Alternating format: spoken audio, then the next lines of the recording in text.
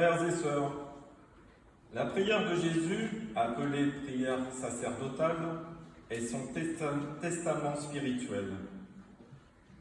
Dans l'évangile de Jean, il prie le Père pour ses disciples, donc pour nous.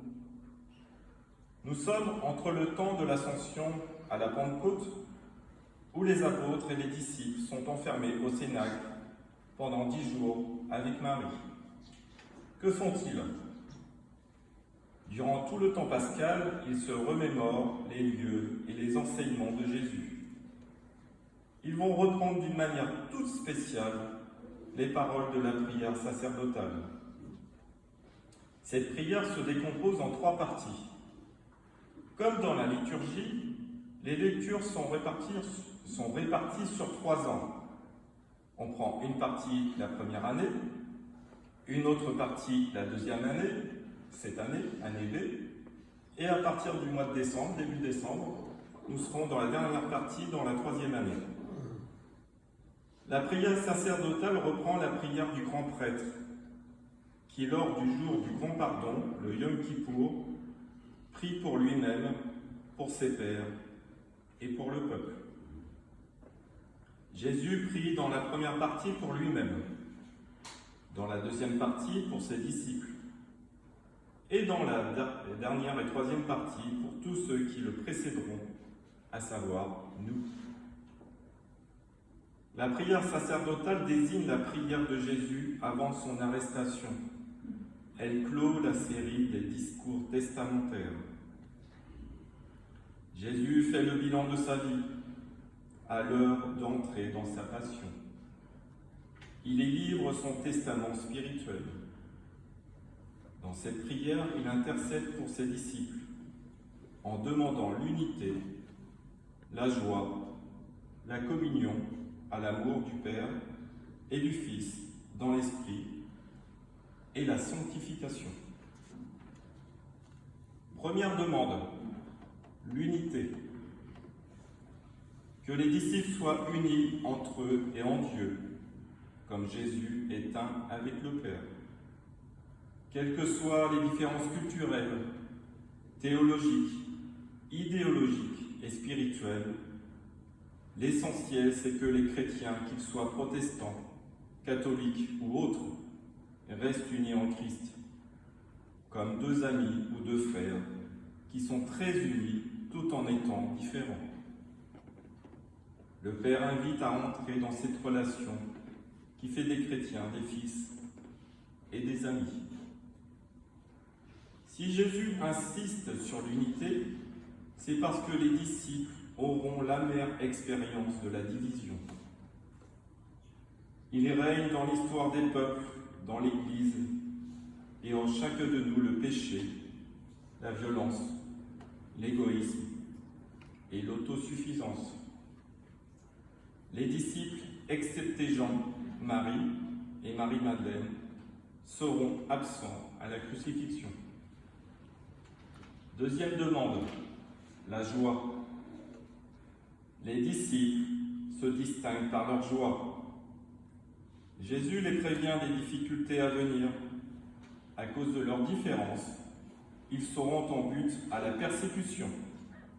La persécution peut prendre la forme dans un pays en paix, par exemple de la moquerie, de l'exclusion ou de l'incompréhension. Troisième demande, la communion. Les disciples n'ont pas à se retirer du monde et à vivre en ermite. Ils doivent être auprès de leurs frères et se garder du mal. Le disciple est dans le monde, mais il n'a pas l'esprit du monde. Et comme dit Paul en Romains 12, ne vous conformez pas au monde présent. Quatrième et dernière demande, la sanctification. Sanctifier, cela veut dire rendre saint, ou être saint, c'est-à-dire être mis à part, comme être sacré. Les disciples sont appelés à la sainteté. Comment recevoir cette prière sacerdotale? Cherchons le Seigneur et apprenons à demeurer dans l'unité, dans l'amour de sa parole qui est la vérité. La vérité, c'est la parole que Jésus dit. La révélation que Dieu fait de lui-même, qui permet de voir le monde, non pas à partir de nos traumatismes, mais c'est de voir le monde traumatisé à partir des yeux de Dieu, les yeux de miséricorde, de compassion du Christ, mort et ressuscité.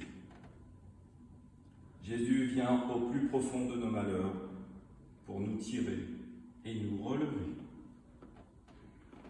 Comme dit Jean au chapitre 17, « Et maintenant que je viens à toi, je parle ainsi dans le monde, pour qu'ils aient en eux ma joie et qu'ils en soient comblés. » Je terminerai cette homélie par un extrait de l'exhortation apostolique Gaudate et Exultate du prêtre François sur l'appel à la sainteté dans le monde actuel. Il dit « Nous sommes tous appelés à être des saints, en vivant avec amour et en offrant un témoignage personnel dans nos occupations quotidiennes, là où chacun se trouve. Es-tu une consacrée ou un consacré? Sois saint en vivant avec joie ton engagement. Es-tu marié? Sois saint en aimant et en prenant soin de ton époux ou de ton épouse, comme le Christ l'a fait avec l'Église. Es-tu un travailleur? Sois saint en accomplissant honnêtement et avec compétence ton travail au service de tes frères. Es-tu père, mère, grand-père ou grand-mère? Sois saint en enseignant avec patience aux enfants à suivre Jésus. As-tu de l'autorité? Sois saint en luttant pour le bien commun et en renonçant à tes intérêts personnels. Plus loin, il ajoute « N'aie pas peur de viser plus haut, de te laisser aimer et libérer par Dieu. N'aie pas peur de te laisser guider par l'Esprit Saint.